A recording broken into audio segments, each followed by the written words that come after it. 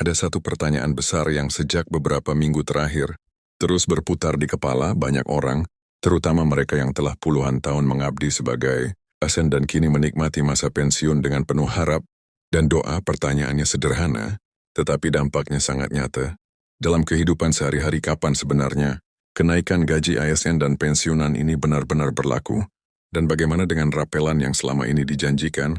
Di tengah berbagai informasi yang simpang siur, potongan berita di media sosial, hingga pesan berantai di grup WhatsApp, banyak yang akhirnya merasa bingung, ragu, bahkan khawatir. Apakah kabar yang beredar itu benar, atau hanya sekedar isu? Beberapa orang sudah mendengar kata resmi disahkan, tetapi belum benar-benar memahami apa maknanya bagi rekening pensiun mereka. Ada yang berharap gaji langsung naik bulan depan, ada pula yang bertanya-tanya, apakah rapelan akan dibayarkan sekaligus, atau justru dicicil per triwulan? Tidak sedikit juga yang merasa lelah menunggu, karena setiap tahun selalu ada kabar kenaikan, namun realisasinya seringkali tidak secepat yang dibayangkan. Padahal bagi pensiunan kepastian waktu sangat penting. Bukan hanya soal angka, tetapi soal perencanaan hidup, kebutuhan rumah tangga, biaya kesehatan dan ketenangan batin, yang membuat situasi semakin rumit. Informasi resmi dari pemerintah seringkali disampaikan dengan bahasa yang teknis, dan tidak langsung menjawab pertanyaan paling mendasar, kapan cair, berapa besarannya, dan siapa saja yang benar-benar menerima. Di sisi lain, judul-judul sensasional beredar di mana-mana, seolah semuanya sudah pasti cair besok, padahal faktanya masih ada tahapan administrasi, regulasi turunan dan mekanisme pencairan yang harus dilalui. Inilah celah yang sering membuat banyak pensiunan merasa kecewa setelah berharap terlalu tinggi. Melalui pembahasan kali ini, kita akan mengurai dengan tenang dan jernih apa sebenarnya yang dimaksud dengan jadwal terbaru kenaikan gaji ASN dan pensiunan, apa arti pengesahan tersebut dalam praktik nyata, serta bagaimana skema rapelan yang disebut-sebut akan cair per triwulan. Semua tidak akan dibahas berdasarkan informasi yang bisa dipertanggungjawabkan, bukan sekedar asumsi atau kabar burung. Jadi sebelum Bapak dan Ibu mengambil kesimpulan sendiri, ada baiknya kita pahami dulu duduk perkaranya secara utuh, agar tidak salah berharap dan tidak salah melangkah, karena yang paling dibutuhkan saat ini bukan sekedar kabar baik, tetapi kepastian yang nyata dan bisa dipegang. Setelah memahami pentingnya kepastian dan kejernihan, informasi, sekarang saatnya kita duduk bersama dan membahas apa sebenarnya yang sedang terjadi, bukan berdasarkan asumsi, tetapi dengan sudut pandang yang realistis dan membumi. Ketika pemerintah menyampaikan bahwa kenaikan gaji ASN dan pensiunan telah resmi disahkan, banyak yang langsung membayangkan perubahan besar akan terasa seketika. Padahal dalam praktiknya, setiap kebijakan negara selalu berjalan melalui proses yang tidak singkat, dan inilah yang seringkali luput dipahami oleh masyarakat.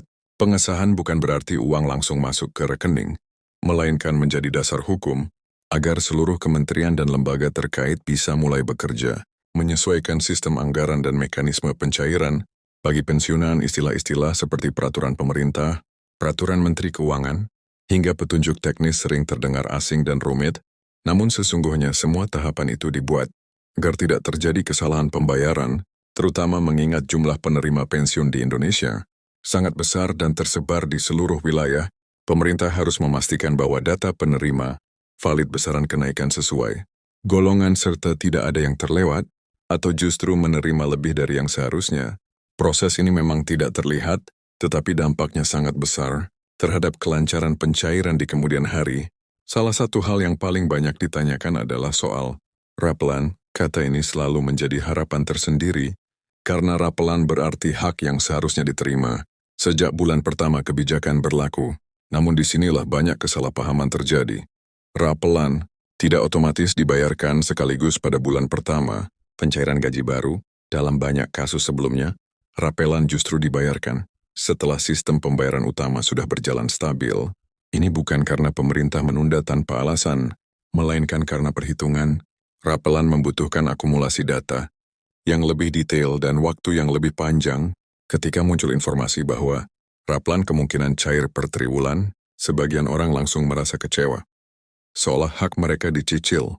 Padahal jika dilihat dari sisi pengelolaan negara, skema triwulan justru dirancang agar pembayaran tetap berjalan tanpa mengganggu stabilitas anggaran nasional.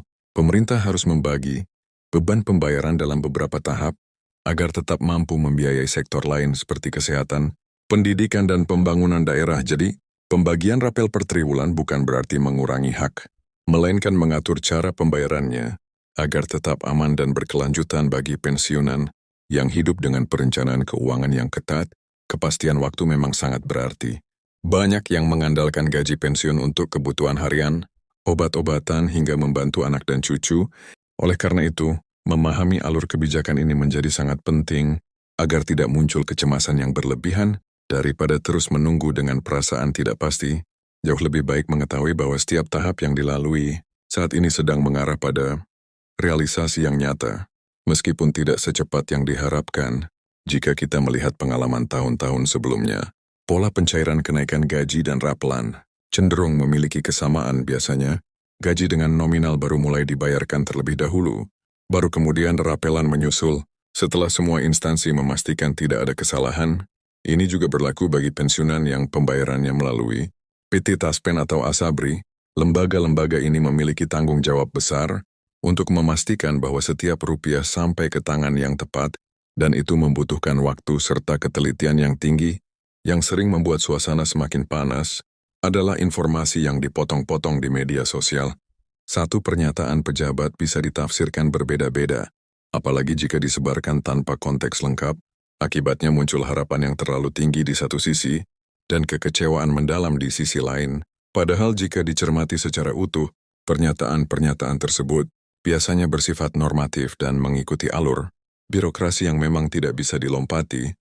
Begitu saja dalam kondisi seperti ini, sikap yang paling bijak adalah tetap mengikuti informasi resmi sambil menyiapkan diri secara mental dan finansial.